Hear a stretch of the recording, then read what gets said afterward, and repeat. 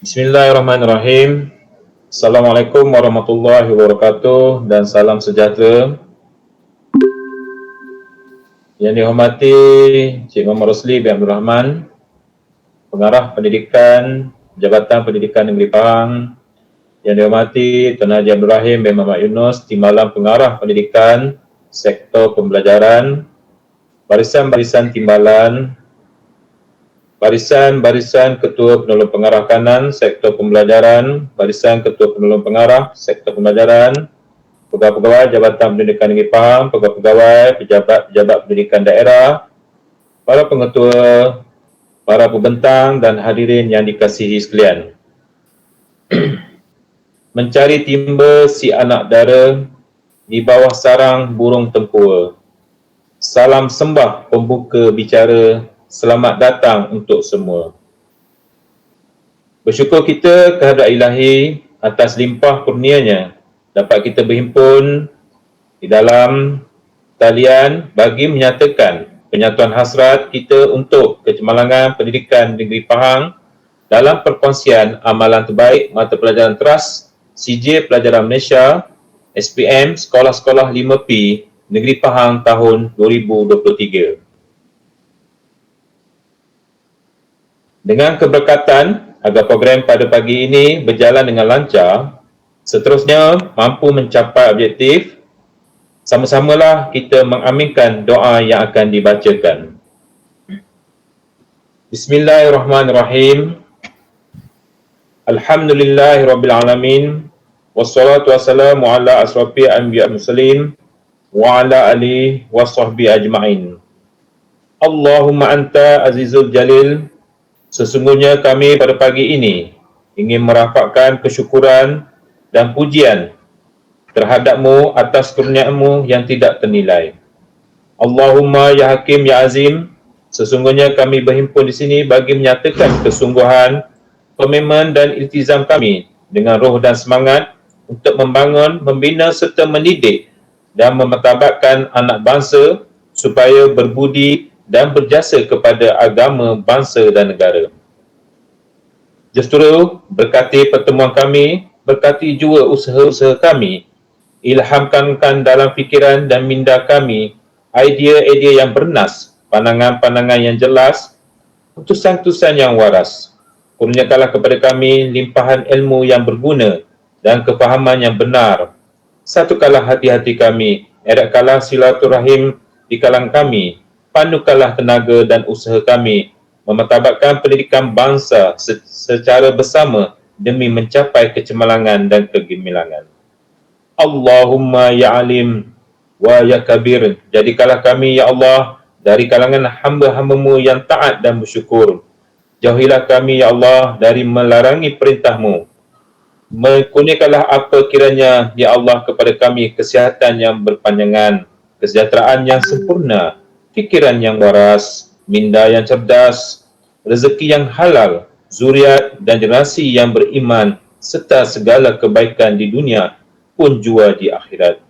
Wassallallahu ala sayyidina Muhammadin wa ala alihi wasallam. Walhamdulillahi rabbil alamin. Para hadirin yang dikasihi, program pengupayaan pemimpin pendidikan Pahang atau lebih dikenali sebagai 5P sememangnya amat sinonim di bibir warga pendidik di negeri Pahang ini. Apatah lagi, 5P merupakan sebahagian program utama dalam transformasi pendidikan Pahang TPP melalui 3 inisiatif. Pertama, inisiatif 3, peningkatan kualiti dan keberkesanan MLT. Inisiatif 4, peningkatan kualiti dan keberkesanan SLT. Inisiatif 8, memacu transformasi pendidikan. Maka oleh sebab itu, sudah semestinya demi kepentingan bersama, perkongsian amalan terbaik sudah semestinya menjadi sebahagian strategi untuk kita memajukan pendidikan di negeri ini. Hadirin sekalian, pergi ke kota beli selasih, sayang saudara buat halwa. Berilah kata simpulan kasih sulaman mesra satukan jiwa. Seterusnya, bagi memulakan perkongsian amalan terbaik kita semua, dengan segala hormatnya dipersilakan Cikgu Sabri bin Cik Seman, pengetua daripada SMK Fedah Sungai Koyan Lipis untuk memulakan sesi pembentangan kita pada pagi ini. Subjek yang akan dibentang ialah Bahasa Melayu Kertas 1. Dengan segala hormatnya, dipersilakan.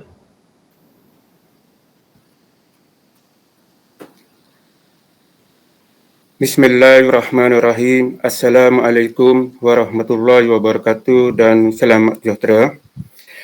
Yang berusaha Encik Muhammad Rusli bin Abdul Rahman, Pengarah Pendidikan Negeri Pahang, yang dihormati Tuan Haji Abdul Rahim bin Muhammad Yunus, Timbalan Pengarah Pendidikan Sektor Pembelajaran Jabatan Pendidikan Negeri Pahang, pegawai-pegawai Sektor Pembelajaran Jabatan Pendidikan Negeri Pahang, PPD Negeri Pahang, semua guru dan murid yang menonton jam ini.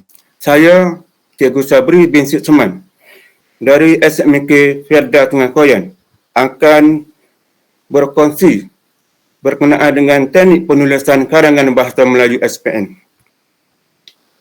Seperti yang kita sudah maklum, untuk guru-guru dan murid-murid menghasilkan karangan yang baik, karangan yang cemerlang, sudah tentunya guru dan murid mesti mengetahui apakah ciri-ciri karangan yang cemerlang.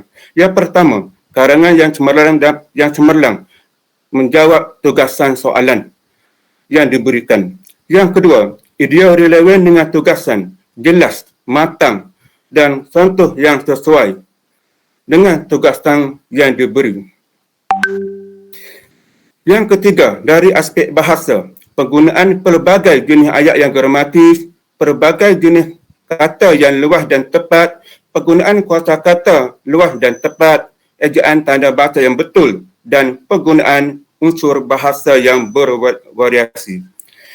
Gaya bahasa yang amat menarik dari segi keindahan bahasa dan penggunaan ungkapan seperti peribahasa, pantun, tuagan kata atau frasa.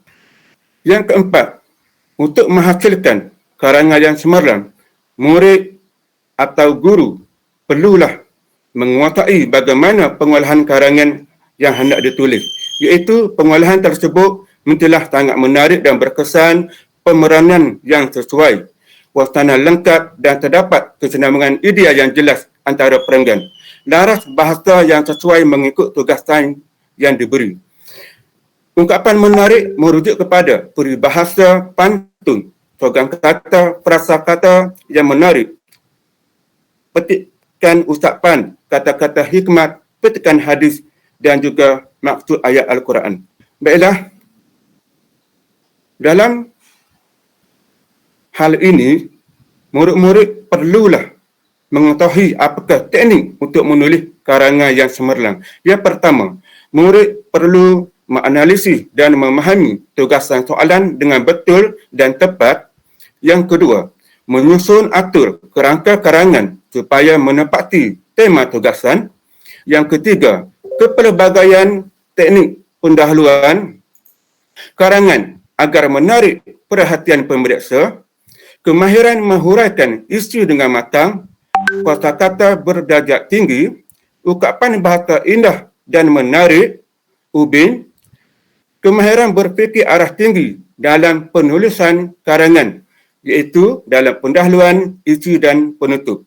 Yang ke-8, aspek teknikal, karangan panjangnya antara 350 hingga 500 patah perkataan. Semua murid wajib mematuhi arahan ini. Karangan yang melebihi 500 patah perkataan tidak akan disemak oleh pemeriksa.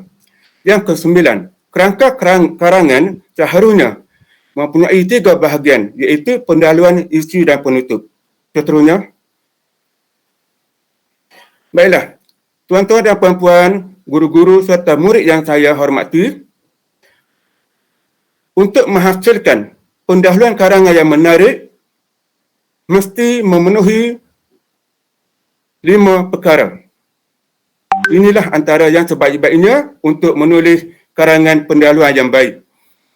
Yang pertama, murid mesti menjawab ayat tugasan dengan betul. Maknanya,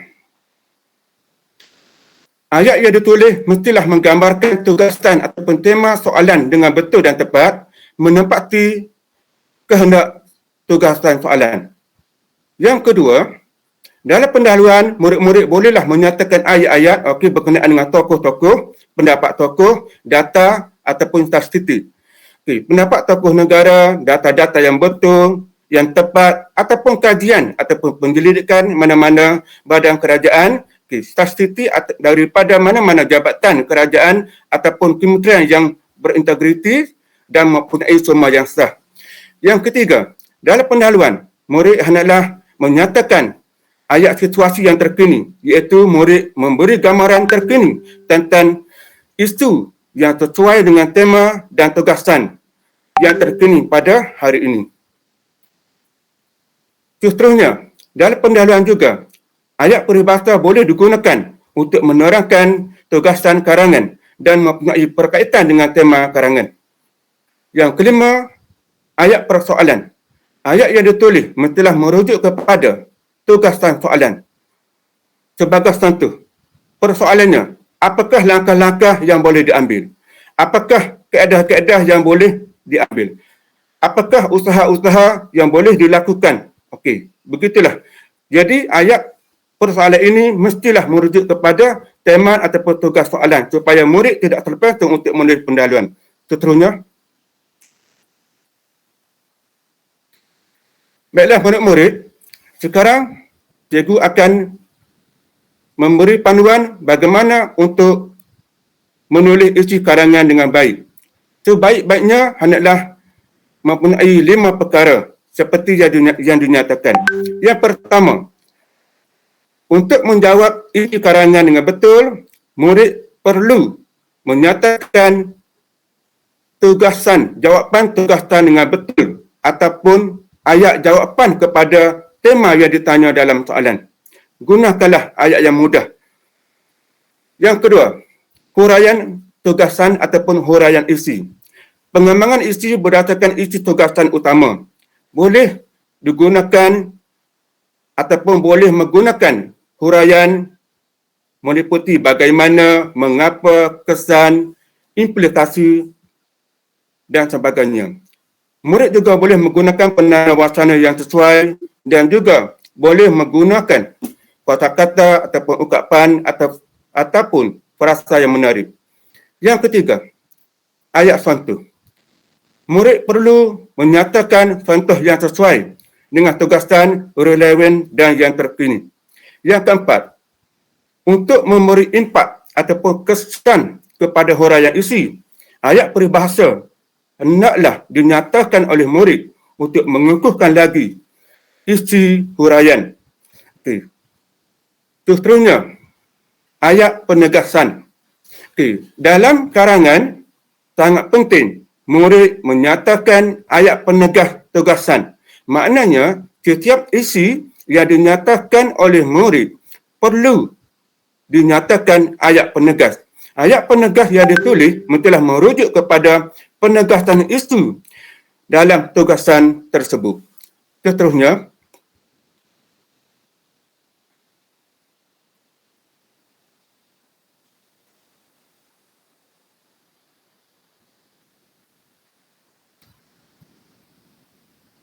yang ketiga, dalam penutupan karangan. Okey. Dalam karangan penutup, murid perlu membuat penutup yang baik. Okey. Mohon iaitu murid perlu menyatakan kaedah ataupun penulisan penutup karangan dengan baik dengan memasukkan 5 perkara ataupun 5 elemen ini untuk mengukuhkan lagi penutup karangan murid. Yang pertama, ayat tema keseluruhan, iaitu ayat yang ditulis mestilah menggambarkan tugasan ataupun tema soalan secara keseluruhan. Dan ayat tema keseluruhan ini hendaklah menepati kehendak tugasan dalam soalan. Yang kedua, ayat cadangan. Murid perlu menyatakan ayat cadangan untuk menggambarkan cadangan terhadap isu yang dibincangkan. Murid juga perlu menyatakan ajakan, suruhan terhadap isu yang dibincangkan untuk membaikkan. Yang ketiga, murid perlu menyatakan ayat harapan, iaitu ayat yang dimaksudkan untuk menggambarkan harapan murid terhadap isu yang dibincangkan. Yang keempat, dalam penutup, murid boleh juga menggunakan ayat peribahasa ataupun ubin, iaitu menerangkan tema-tema secara keseluruhannya. Dan peribahasa tersebut mestilah mempunyai perkaitan yang rapat, perkaitan yang jelas dengan tema karangan. Dan yang terakhir sekali, ayat penegasan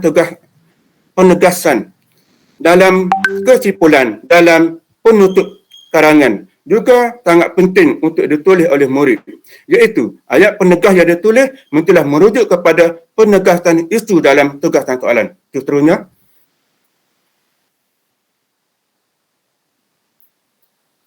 baiklah, untuk makluman guru-guru dan murid, contoh yang diambil dalam perkongsian ini, cikgu menggunakan suatu soalan karangan bahagian B modul pentas negeri Pahang tahun 2022, iaitu soalan nombor 4. Okay. Amalan menabung merupakan amalan yang mulia dan perlu diterapkan kepada anak-anak sejak kecil lagi.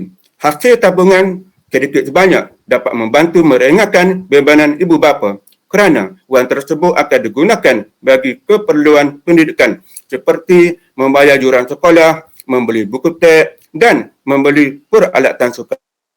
Menabung kini boleh dilakukan secara fizikal atau melalui perbankan internet bergantung kepada kemudahan dan kesesuaian individu. Peti atas menyatakan bahawa amalan menabung merupakan amalan yang mulia dan perlu diterapkan kepada anak-anak sejak kecil lagi. Huraikan langkah-langkah yang perlu dilakukan oleh semua pihak untuk memupuk amalan menabung dalam kalangan anak-anak. Seterusnya,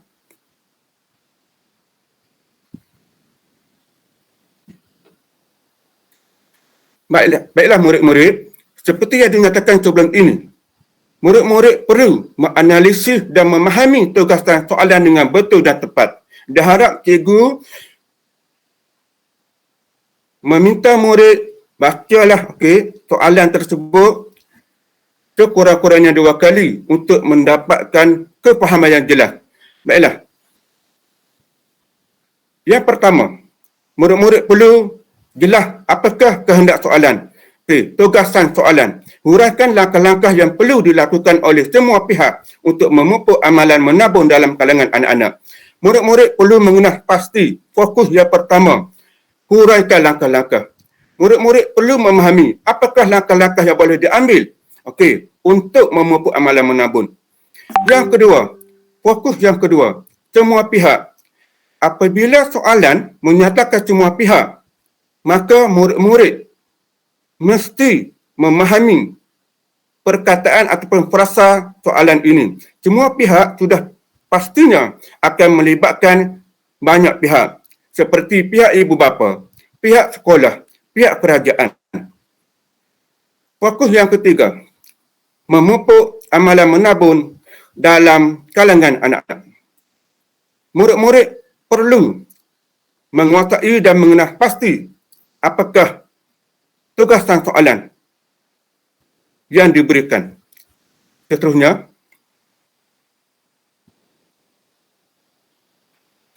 baiklah.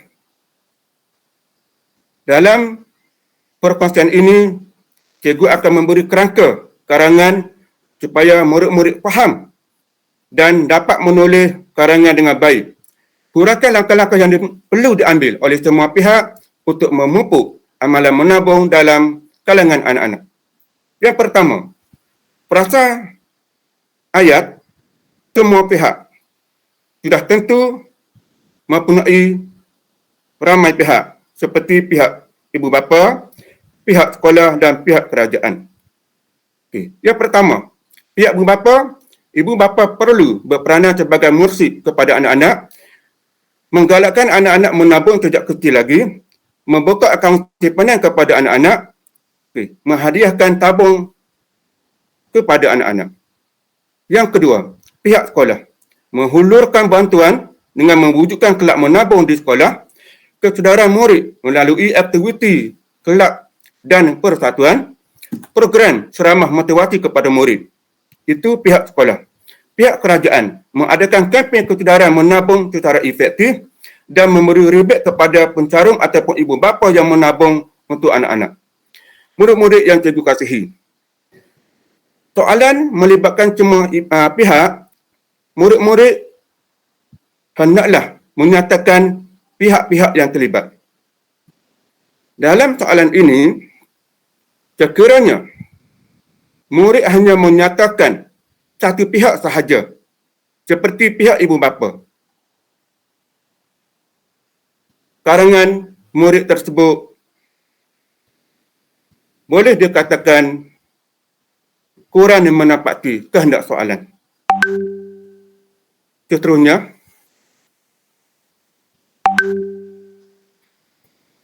baiklah murid-murid, dalam perkongsian ini, cikgu hanya menyatakan teknik huraian isi karangan sahaja. Okey. Yang pertama, ayat tugasan. Ayat tugasan ialah ibu bapa perlu berperanan sebagai mursyid supaya anak-anak menjadi insan yang suka menabung dalam kehidupan seharian. Ini ayat yang pertama, ayat tugasan. Ayat menjawab kepada tugasan dalam soalan. Ayat yang kedua, ayat huraian, iaitu mursyid ialah pemimpin dalam hal-hal kerohanian. Justru ibu bapa hendaklah mendidik anak-anak dalam aspek amalan menabung yang menitik beratkan disiplin menyimpan wang sebagai asas kehidupan seharian. Program kekeluargaan menabung yang dilaksanakan secara konsisten di rumah merupakan salah satu contoh terbaik yang boleh dilakukan oleh ibu bapa untuk menerapkan kesedaran dalam diri anak-anak untuk menabung dalam tabungan yang dibeli oleh ibu bapa. Huraian. Untuk murid yang cemerlang, ayat huraian ini boleh lagi dikembangkan isi dengan pelbagai contoh yang sesuai dengan fakta-fakta dan sebagainya. Untuk murid yang agak lemah, ayat huraian hendaklah digunakan dalam bentuk ayat yang mudah. Yang penting, murid dapat menyampaikan huraian isi dengan baik. Yang ketiga, perlu ada dalam huraian isi karangan ialah ayat contoh. Boleh dikatakan wajib memberi contoh. Karangan yang tidak menyatakan contoh yang sesuai, boleh dikatakan karangan yang kurang baik. Ayat contoh yang ketiga, aktiviti yang mampu merangsang minat anak-anak berkaitan dengan amalan menabung perlu dilaksanakan di rumah, seperti sentiasa menabung RM RM1 setiap hari, dan ibu bapa haruslah menunjukkan contoh dengan membuka akaun SSPNI Plus untuk tabungan anak-anak. Murid-murid boleh juga memberi contoh-contoh lain yang terkini dan sesuai dengan tugasan. Ayat yang keempat, untuk menghuraikan isi karangan, murid-murid hendaklah dan cadangan cikgu sekiranya boleh gunakanlah ayat peribahasa dalam setiap isi yang dihuraikan. Ayat yang keempat ialah ayat peribahasa. Peribahasa ada disebut melentur buluh, biarlah dari rebunya. Amat bertepatan dengan inisiatif daya usaha ibu bapa untuk menerapkan amalan menabung dalam diri anak-anak. Dan yang terakhir sekali, bagaimana murid perlu menguasai huraian isi karangan dengan memasukkan ayat penegas. Ayat penegas sebaik-baiknya hendaklah digunakan dimasukkan oleh murid dalam setiap isi yang diberikan. Contohnya, sudah terang lagi bersuluh bahawa ibu bapa yang berperanan sebagai mursyid mampu menjadikan anak-anak sebagai insan yang suka menabung dalam kehidupan. Murid-murid yang dikasihi, dalam soalan tadi, ia dinyatakan seperti tadi, amalan menabung dalam kalangan anak-anak. Huraian murid hendaklah dinyatakan dalam ruang lingkup anak-anak. Sekiranya soalan menyatakan amalan menabung dalam kalangan remaja, murid-murid hendaklah fokus kepada perkataan remaja. Okay. Sekiranya dalam soalan menyatakan fokus amalan menabung kepada murid-murid, maka murid-murid hendaklah menyatakan fokus kepada murid-murid dalam setiap huraian. Ini sangat penting supaya murid-murid tidak terpensung dari landasan karangan yang cemerlang. Seterusnya, antara peribahasa yang sesuai dengan tugasan, karangan amalan menabung yang pertama, sedikit-sedikit lama-lama menjadi bukit, ayah borik anak rintik. Yang ketiga, di mana ada kemahuan di situ ada jalan. Yang keempat, sediakan payung sebelum hujan. Yang kelima, ikut hati mati, ikut rasa binasa. Yang keenam, berjagung-jagung dahulu sementara menunggu padi masak. Dan yang ketujuh, jangan besar pasak daripada tiang. Murid-murid yang cikgu kasihi, penggunaan peribahasa sangat penting dan murid sebaik-baiknya menguasai bagaimana untuk menulis ayat menggunakan peribahasa yang baik. Namun begitu, murid adalah berhati-hati memilih peribahasa.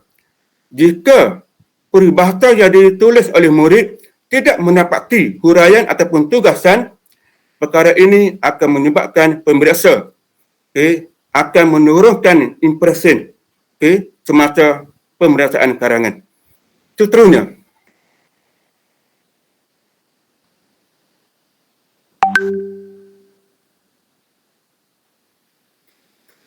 baiklah murid-murid, diharap dengan perkongsian ini, semoga murid-murid serta rakan-rakan guru dapat menjelaskan kepada murid-murid kita apakah teknik ataupun ciri-ciri penulisan karangan cemerlang. Jadi, cikgu doakan semoga murid berjaya. Sekian, terima kasih. Selamat maju jaya dan semoga cemerlang dalam SPM. Assalamualaikum warahmatullahi wabarakatuh.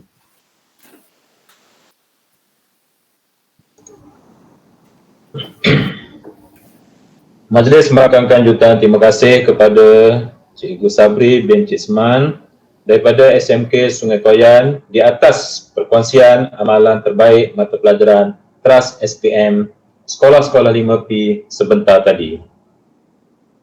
Semoga apa yang dikongsi semestinya menjadi panduan bagi kita dalam menyusun gerak kerja demi kecemerlangan pendidikan sama ada di peringkat sekolah, daerah dan seterusnya negeri. Banyak kelok ke penarik, elok tumbuh pohon kuini. Nan elok bawalah balik, nan tak elok tinggallah di sini. Bunga dedak di atas para, anak dusun pasang pelita. Kalau tersilap tutur bicara, jemari disusun maaf dipinta. Pohon berangan tempat bertemu, girangnya rasa si anak dara. Baliklah tuan membawa ilmu, binalah bangsa, bangunkan negara. Di atas dahan burung tempur melihat rusa tepi perigi. Salam perpisahan untuk semua, di lain masa bersua lagi. Semoga apa yang kita kongsikan dapat dimanfaatkan kepada seluruh murid-murid dan pelajar SPM yang akan menduduki SPM tahun 2022 ini akan memperolehi kejayaan, insya-Allah. Saya akhiri majlis dan perkongsian amalan terbaik mata pelajaran Trust SPM Sekolah-Sekolah 5P dengan wabillahi taufiq hidayah. Wassalamualaikum warahmatullahi wabarakatuh.